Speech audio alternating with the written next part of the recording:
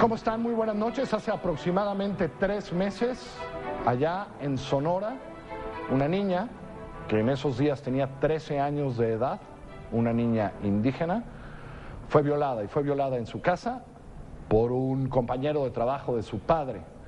Fue violada además, en esos momentos entiendo que en los alrededores estaban sus hermanos y otros familiares, otros menores de edad.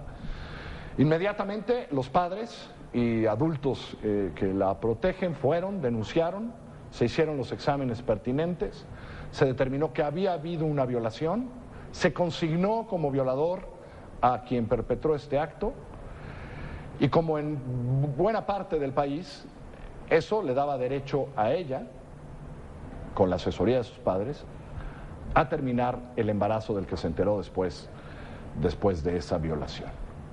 Un juez cambió eso, cambió el delito de violación por estupro, y aunque usted no lo crea, por ese tecnicismo de palabra, aunque el estupro implica el abuso, implica la confusión, implica todo eso, allá en Sonora no se permite el terminar un embarazo si es estupro.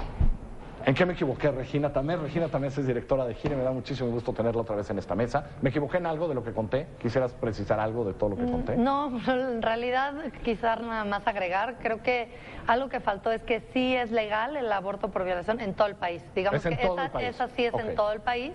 Y en Sonora sí hubiera habido voluntad por parte de la Secretaría de Salud, sí hubiera podido interrumpir la niña, a pesar de que el juez haya reclasificado por el delito, digamos, cambiado de violación estupro. A ver, cuéntame por qué hasta hoy mi entendimiento era que alguien se amarró a un tecnicismo, y como la ley lo permite en caso de violación, si se cambia el delito a estupro, y entonces la Secretaría de Salud de aquel estado dijo, entonces no puedo.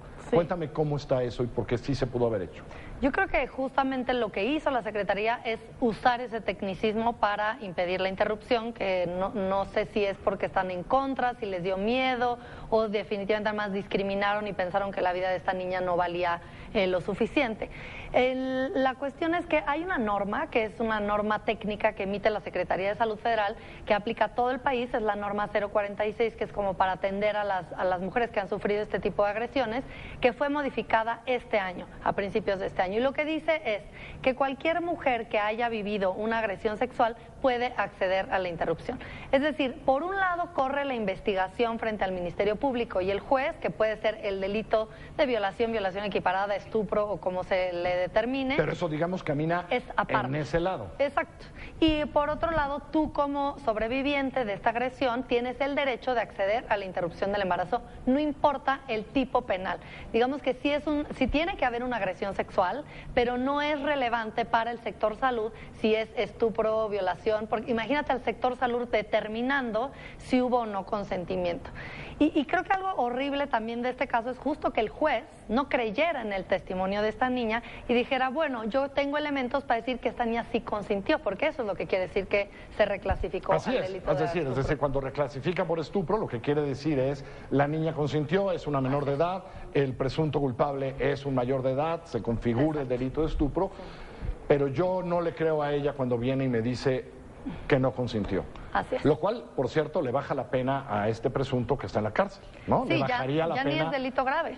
Ya no es delito grave. No es delito grave. De hecho, ya salió. ¿Tú sabes si salió no o no está salió? Todavía preso porque está por definirse si se confirma esta clasificación o se vuelve al delito de violación. Hay todo un tema complicado en términos procesales porque cuando se hace la denuncia estaba todavía el sistema viejo, el penal, digamos, por llamarlo viejo, y cambió luego al sistema oral. Entonces hay como todo un tema procesal también ahí que cuidar. O sea, la agarró casi, pues claro, es que este asunto lo agarró exactamente la transición, digamos, así es, ¿no? Así es. Pero al final de cuentas lo importante y que no consideró la Secretaría de Salud es que no importa o es irrelevante el tipo penal que defina el juez en este caso a el acceso que ella tendría que tener, porque es un derecho como víctima de una agresión sexual. Hoy escribí en La Duda Razonable tratando de contar este asunto. Ayer apareció una nota en milenio.com. No quiero decir que por eso fue, pero a lo mejor algo tuvo que ver nuestra nota y otras cosas, que hoy el gobierno de Sonora emitió un nuevo comunicado, es decir, un nuevo, porque el gobierno ya había dado una versión, ¿no? Y creo que tenemos parte del comunicado en gráfico, creo, Ivette, tenemos parte del comunicado, en donde básicamente lo que dice el comunicado, aquí está el comunicado de prensa, si lo puedes poner acá atrás, Ivette, te lo agradezco, en donde básicamente dice esto que estamos tratando, ¿no? Ella dice, ley impide se interrumpa su embarazo, y lo que dice el comunicado, como lo podemos leer ahí, dice, de conformidad con lo anterior, tratándose del delito de estupro, no se permite interrumpir un embarazo, razón por la cual la Secretaría de Salud está imposibilitada legalmente para cumplir con la solicitud del padre del menor. Dice que se sigue atendiendo a la niña y se la atenderá, y etcétera, y que hay muchas instituciones metidas ahí, veo y tal. Pero ellos me parece que lo que desconocen es esta norma que tú me dices. Ellos, hoy escuché una declaración del secretario de Salud y efectivamente dice que conoce la norma, pero que dice violación. Pero no se refiere al tipo penal de violación, sino que dice una violación sexual. Entonces, si uno tiene un entendimiento de la interpretación protectora del interés superior del niño, porque en este caso estamos hablando de una niña, no dice el tipo penal que determine el Ministerio Público del juez, sino que haya sido víctima de una agresión sexual independientemente de su clasificación. Y creo que algo que sí valdría la pena que conociera tu auditorio, que aquí se señala en este comunicado que se está brindando la atención. Lo cierto es que ha habido un par de sesiones de terapia psicológica que han sido ofrecidas a la niña, no hay ningún otro apoyo por parte de las autoridades. El padre necesitaría también que se le ofreciera esta terapia psicológica, que es quien se hace cargo de la niña y de sus hermanos, y hubo un ofrecimiento verbal, lo cual me parece totalmente absurdo, por parte de la Secretaría, que le pagaban los boletos de avión para venirse a la Ciudad de México a interrumpir aquí. ¿Cómo justificarías eso? Hubo un ofrecimiento verbal, le dijeron, oye, aquí no se puede, pero ¿por qué no te vas allá a la Ciudad de México, donde sí se puede, y ve a interrumpir tu embarazo allá? Y es algo que, exacto, te lo pagamos, no sé cómo lo van a justificar, ¿no? En lugar de hacer el servicio allá, pues le pagamos. Y eso es algo que pasa de manera recurrente. Tenemos justo esta semana también un caso en Durango, en donde pasa exactamente lo mismo. Aquí es una mayor de edad, pero también la Secretaría dice, mejor te pago, no sé qué hacer con esto y que vayan a la ciudad. Y creo que es muy lamentable porque costó mucho el cambio de la norma, costó mucho que la norma dijera a las mujeres, no tienes que denunciar, tú tienes derecho, porque no puedes obligar a alguien a que denuncie, qué tal que el violador es tu papá, tu tío. Y esta norma ahora está vigente, el Código Penal no, digamos, penaliza la violación. Y aunque tengamos la ley, las autoridades impunemente deciden que, bueno, que siempre no por este tecnicismo que mencionas. Escribía yo hoy que este caso ya nos pasó hace 16 años, caray. Fue un escándalo. La Corte Interamericana de Derechos Humanos acabó interviniendo porque a una mujer oaxaqueña que vivía en Mexicali, el Estado de California le hizo exactamente lo mismo y no le permitió interrumpir un embarazo. Y después tuvo que ser indemnizada. Entiendo que el niño que hoy vive está becado o tiene una beca de parte del Estado, creo le dan una lana, una casa. Pareciera que no aprendemos, Regina. Pareciera que los estados no acaban de aprender. ¿De dónde viene el miedo del gobierno Sinaloa, del gobierno Sonora, que tiene una mujer gobernadora, pues, ¿no? ¿De dónde vienen esas cosas? O en Durango, o en esos lugares. Pues yo creo que sí, el tema del aborto sigue teniendo un estigma en donde la gente se siente incómoda o piensa que debería o que tiene una obligación moral de hacer lo que ellos harían, o sea, lo personalizan, ¿no? Si yo estoy en contra, pues tú también deberías y mejor trae este niño al mundo. Y aquí también hay un problema de impunidad. En este país estamos acostumbrados que aunque no cumplas la ley, pues qué consecuencias habrá. Y creo que en este caso es algo importante que Gire va a asumir la representación legal respecto a la negativa de la interrupción del embarazo, justamente para presentar un amparo, una queja administrativa en contra de estas autoridades. Ustedes ya están hablando con el padre de la niña, de Citlali, por cierto, la niña se llama Citlali. Ustedes ya están hablando con el padre para tener la representación legal en cuanto a la negativa de aborto. La negativa de aborto y establecer un procedimiento legal en donde alguien rinda cuentas, digamos, y tenga responsabilidades sobre haber, contra la 046, haber negado ese embarazo. Así es. Sí, estamos en comunicación con el padre y con Citlali, que es un nombre ficticio para proteger su identidad.